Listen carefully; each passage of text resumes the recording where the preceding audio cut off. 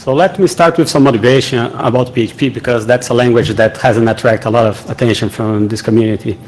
So a lot of people claim that PHP is a poorly designed language, and in fact we agree with some of these, and it has some sharp edges and some weird and surprising semantics in some cases.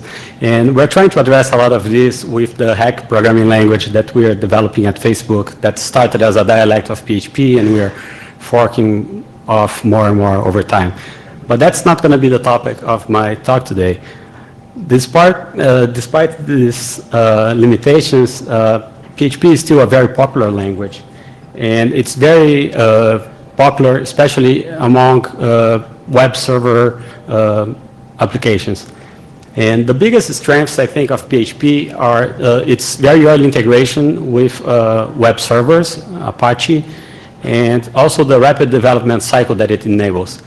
So if you're working on a PHP code base, even if it has millions of lines of code, you can quickly go into your text editor, change some source files, go into your browser, reload, and see the result of that almost instantly. So that's very powerful. So because of these features, I think that's why Mark picked PHP when he started Facebook, and also why a lot of other websites are written in PHP. To give you guys some more motivation, I took a list of the top websites according to Alexa.com, and among these 5 top websites, 3 of them, Facebook, Baidu, and Wikipedia, are written in PHP. And if you're running a very popular website, driving a lot of traffic, you probably care about performance. To give you guys an idea, at Facebook we have about 10 data centers across the world. Each data center has multiple buildings, and this picture is showing one of those buildings. And it's kind of hard to get a good idea of the scale, but each of these buildings is about the size of 4 soccer or football fields. And inside these buildings, they're full of racks, full of servers. And at Facebook, a good chunk of them are running PHP code. But unfortunately, the standard PHP implementation is not very efficient. It's based on an interpreter, which I don't need to explain to this crowd that that's not the most efficient way to run a program. So that motivated us to try to improve the performance of PHP, and our first attempt was the hip-hop compiler that we presented at OOPSLA back in 2012.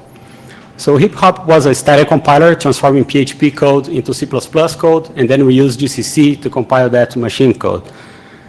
As you can imagine, especially for a very large code base, that was kind of a slow compilation process, which kind of broke this fast development cycle, which is one of the nicest features of PHP.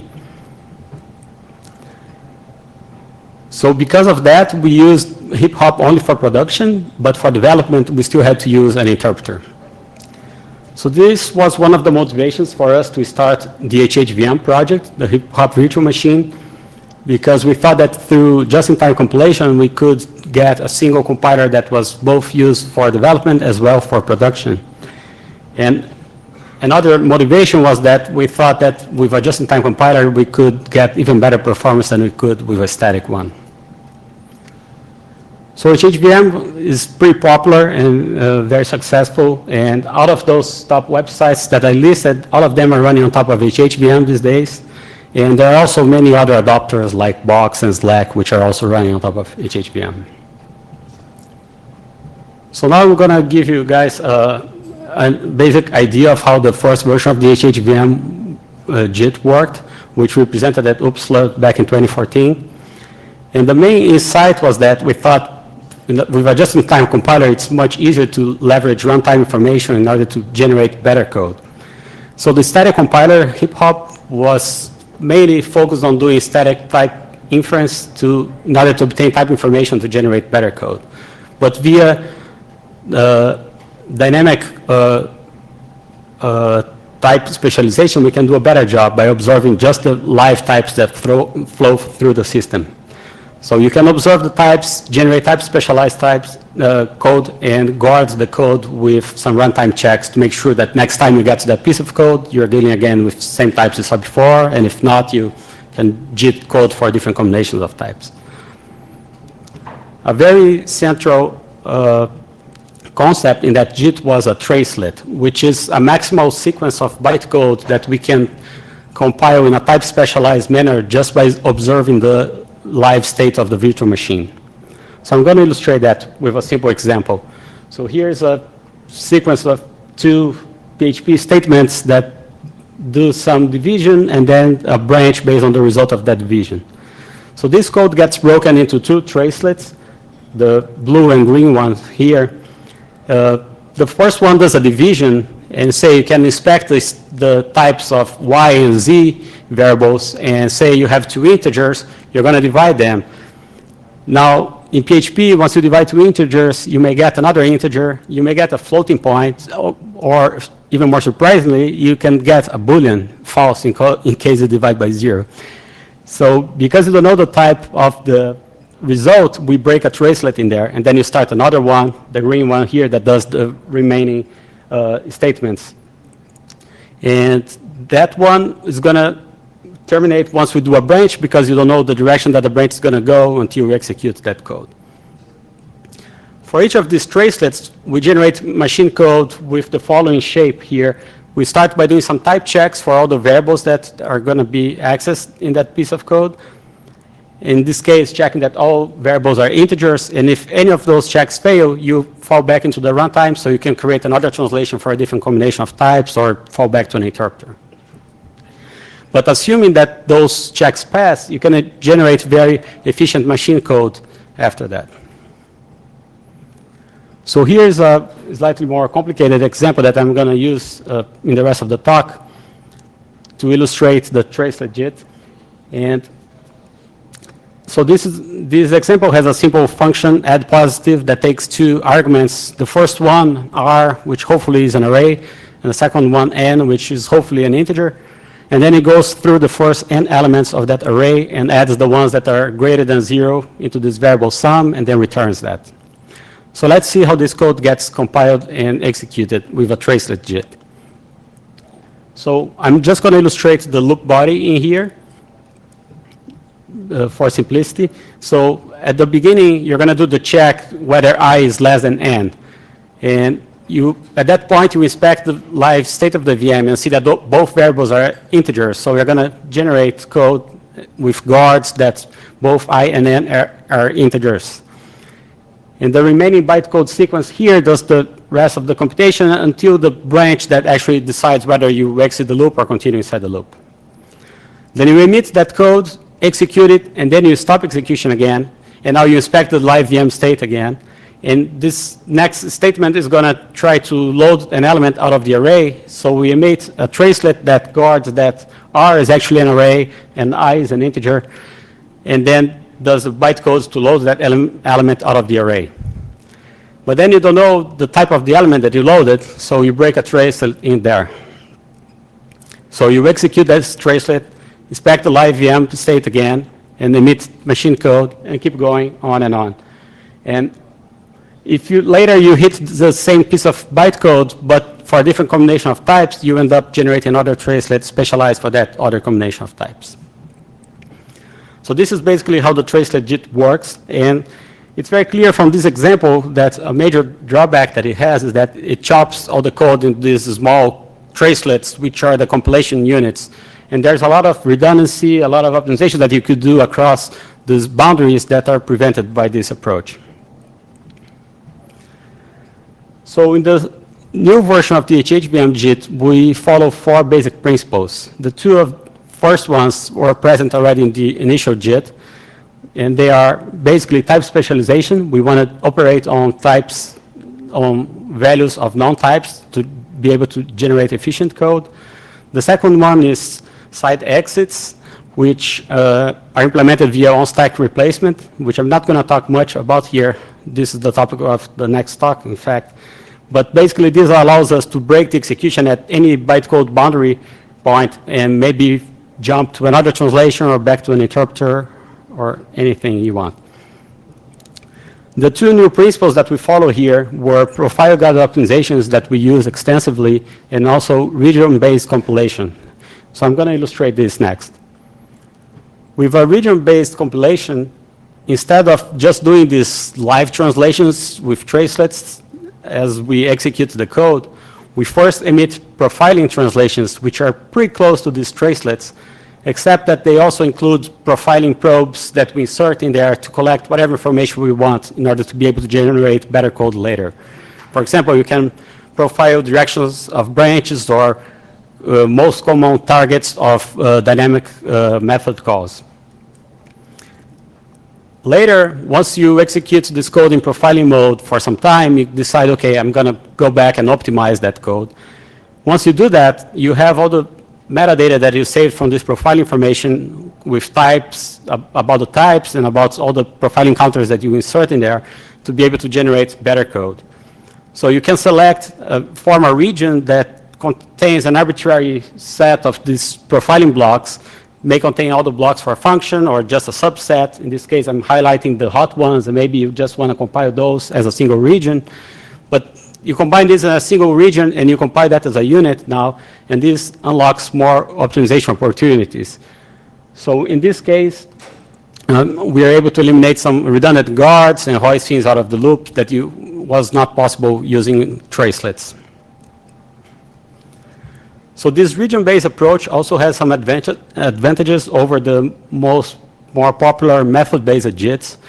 For example, we don't need to compile the entire method. We can compile just the paths of the program that actually executed during profiling.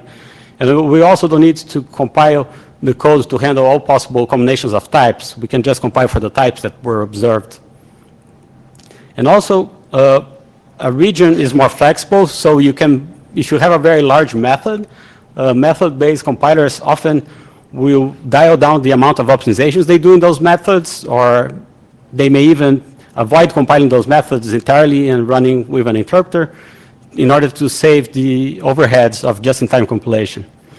With a region, you can break a very large method into multiple regions and still optimize them fully. So now I'm going to talk about some of the optimizations that we implement in the HHVM JIT. So we do optimizations at 3 levels. The first one is a region descriptor, which is pretty close to these blocks of bytecode annotated with the type information that I showed earlier. The first thing we do in there is region formation, which I just illustrated, select which blocks are going to be part of a region. Another optimization we do at that level is guard relaxation, which is an optimization that we came up with, motivated by PHP, to try to address the problem of over-customizing the code. So I'm not going to have time here to talk about this, but there are details on the paper. So after that, we lower the code to HHIR, which is our high-level IR, and that's where most of the optimizations happen inside the JIT. We do a bunch of traditional compiler optimizations in there, and some new optimizations like reference count elimination that I'm going to talk about in the next slide. And here I'm also highlighting in orange the optimizations that benefit from profile information in order to do a better job, like partial inlining, method dispatch optimizations, instance of checks, and so on. From HHIR, we lower the code to VASM, which is our low-level representation, and that's pretty close to machine code already. So at this level, we do a lot of low-level optimizations like jump optimizations, we do register allocation, we also do very aggressive basic block code layout and hot code splitting, which are very important for us given the size of the codes that we're dealing with. And from VASM, we emit the final machine code. So now I'm going to talk about this reference count elimination that I mentioned. So PHP uses reference counting to manage memory, which means that for every heap object, there's an associated count field that keeps track of the number of live references into that object. So reference counting combined with a stack-based VM has an interesting characteristic that as you end up doing a lot of accesses and increments and decrements to the reference count as you are pushing and popping the operands into the virtual machine stack. So we observed that overhead early on, and we decided in our high-level IR to model these increments and decrements of the reference count as explicit incref and decref instructions, and then we are able to do an optimization pass to try to eliminate them. So we have a fairly sophisticated pass in HHIR that works basically in the following way. We try to sync the increfs in the program down as much as possible, trying to hit a corresponding decref. And if we're able to hit a decref, we eliminate that pair. To decide whether it's safe to sync an href, we have to try to prove the lower bounds on the count field for the object and analyze whether the instructions in between would behave differently or be able to observe a difference in the reference count. So in this case here, I'm not going to go into the details, but we're able to eliminate a pair of increfs and decrefs. So now I'm going to move on to some performance evaluation. So the results presented here were obtained by running the Facebook website, replaying some production traffic, and these experiments were run on Intel-based servers running the Linux operating system. So here's a graph showing the relative performance of the different execution modes of the HHVM JIT. So higher is better here. The first bar shows the performance of the interpreter. The second one is the JIT running in the Tracelet mode. And the third one is the region JIT described in this paper. So we can see here that the Tracelet JIT gets about 6.4x speed up over an interpreter. With a region-based approach, that goes up to 7.8x, which means translates to 1.22x for the region over the Tracelet JIT, or a 22% performance improvement by using this region-based approach. This other graph shows the performance impact of different optimizations if we turn them off in the JIT. And we can see that the reference count elimination pass that I showed gives about a 3.5% performance improvement. And the single most important optimization is inlining, which gives us about 7.5%. And the various method dispatch optimizations that we do, some of them based on profile information, gives us also more than 7%. The other one I'm calling out here, PGO layout, is a basic block code layout that we do using profiling information, which is also important for us and gives nearly 3%. And all the optimizations, the last bar shows the impact of all the profile guided optimizations. Basically, if we run those optimizations without accurate profile information, we lose about 9% of performance, which shows the importance of using profiling information in order to generate very good code. So to summarize, there's a lot of websites based on PHP out there, so it's important to try to make PHP run more efficiently. And there are a number of challenges in order to make PHP run fast, and I talked about some of them today here, like dynamic typing, reference counting, and there are other challenges that we talked about in the paper that I didn't get a chance to talk about here. One of them is the huge code size that we're compiling. So just to give you guys an idea, the source code for the Facebook website is tens of millions of lines of PHP code. And compiling that on the fly with a just-in-time compiler is pretty challenging in many ways. So you'll have to make sure the JIT runs very fast. You also have to deal with the locality of the code, which is pretty big. So with the current latest version of the HHVM JIT, we address some of these challenges using a lot of profile-guided optimizations and also region-based compilation. The general architecture that we presented here, even though we designed this for PHP, we believe this can be used for other dynamic languages as well. And also some of the optimizations that we came up with, like reference count elimination and guard relaxation, even though they were motivated by PHP, they can also be used by other systems that face similar challenges. Finally, just want to say that HHVM is an open source project, so not only can it speed up your favorite PHP code, but it can also be a good platform for doing research in this area. That concludes my talk, and I'll be happy to take any questions. Yeah.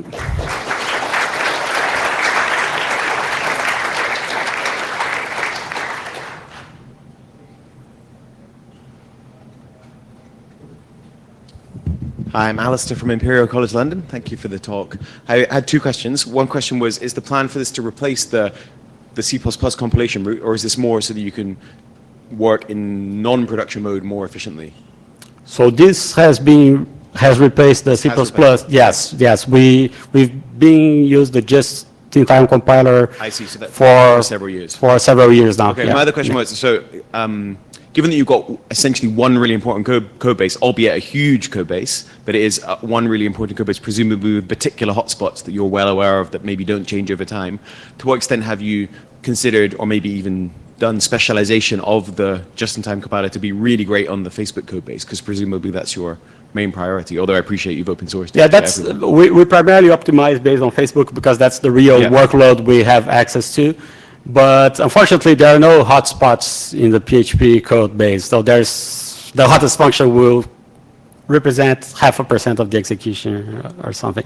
So it's pretty flat profile. So it's pretty hard to, and we don't try to do specific optimizations for a particular PHP function. And if there are things that are pretty inefficient in PHP code, also we have the opportunity to go and change the source code since we control the whole thing. Right. But, yeah. Cool. Thank you. Hi. So the evaluation you show that the individual effect of different techniques and the combined effect. I just wonder whether it's whether there's interesting aspects when you look at the effect of inlining on particular individual optimization, because inlining sort of has a, for example, layout may have effect, and the your optimization may have effect.